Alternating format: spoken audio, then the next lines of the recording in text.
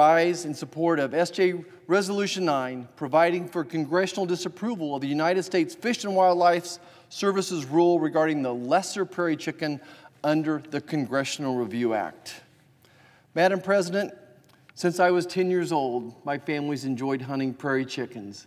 As a matter of fact, the first bird I ever shot, the first time I ever went hunting, 10 years of age, with a 20-gauge single-shot shotgun, I was able to down one of these beautiful birds. But last November, the Fish and Wildlife Services ignored decades of voluntary conservation efforts and published a rule listing the lesser prairie chicken species as endangered and threatened under the Endangered Species Act. Enacted in 1973, the Endangered Species Act, the ESA, was created to protect species believed to be on the brink of extinction. Today, the consequences of this law reach far beyond its original intent. If saving species were the only consideration, then this administration wouldn't be listing the lesser prairie chicken, whose population is considered stable in my home state of Kansas. I ask you, was the ESA made for the good of humankind, or was humankind made for the good of the ESA?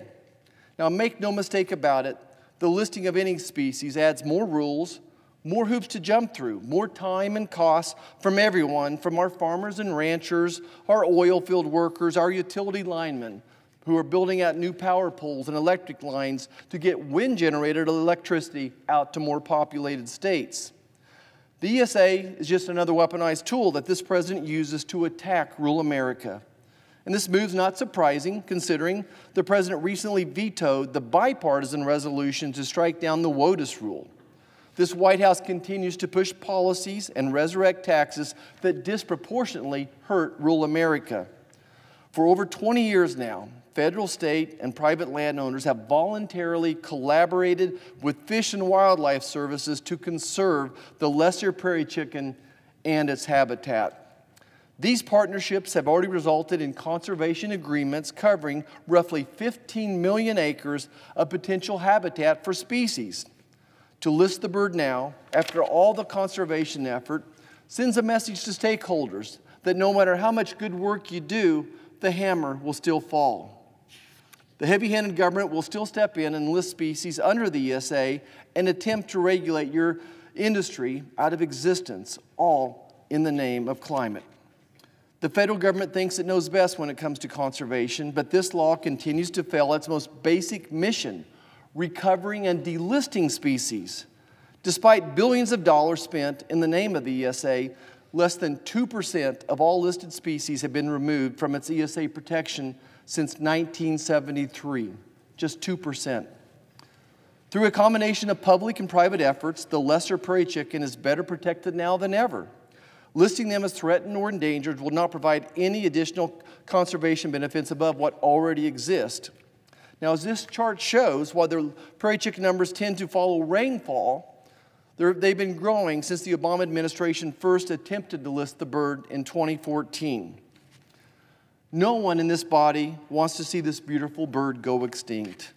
As a matter of fact, we're fighting to preserve it. My hope is that one day, once again, my grandchildren can hunt lesser prairie chickens like their great-great-grandfathers did. Listen. No oil producer, no rancher, no farmer, no wind energy producer wants the demise of the lesser prairie chicken. That's why voluntary partnerships have worked and are working. Just like all my fellow Kansans, I'm committed to saving our environment for future generations. To share some wise words from one of my friends, and I quote him, "We are passengers on this planet, not captains," end quote. And we need to continue to work with Mother Nature and not punish hardworking Americans. A listing of this species now will only slow down and drive up the cost of our wind energy exports from Kansas, which shares many of the same range. The listing will also push oil and gas development to countries that have long track records of violating human rights, or the extraction of these important and necessary energy sources in a manner much more harmful to the environment than those utilized by American producers. Now, whether it's gas or diesel or wind energy, this decision to list the chicken would increase the cost of energy. It would federalize millions of acres of ranch lands and expand the regulatory burden on our farmers and ranchers, ultimately increasing the cost of food. But for what? An attempt to protect a species by an agency has only successfully recovered 2% of the species it is listed. No thanks. The local communities have and will continue to do what's best for the bird, and more importantly, for the environment, through ongoing proven conservation efforts passed on from one generation of farmers and ranchers to the next. This administration ignores the impact that overall regulation has on American industries, and I hear this from everyone who visits my office. The cost of this administration rules and regulations already outpace the last two administrations combined, with $363 billion in rules so far. Since January 1st of this year alone, that number is $148 billion. Under this administration, the annual paperwork burden on business has increased to over 220 million hours. Since January 1st, that number is approaching 50 million hours. Indeed, a red tape of nightmare for businesses.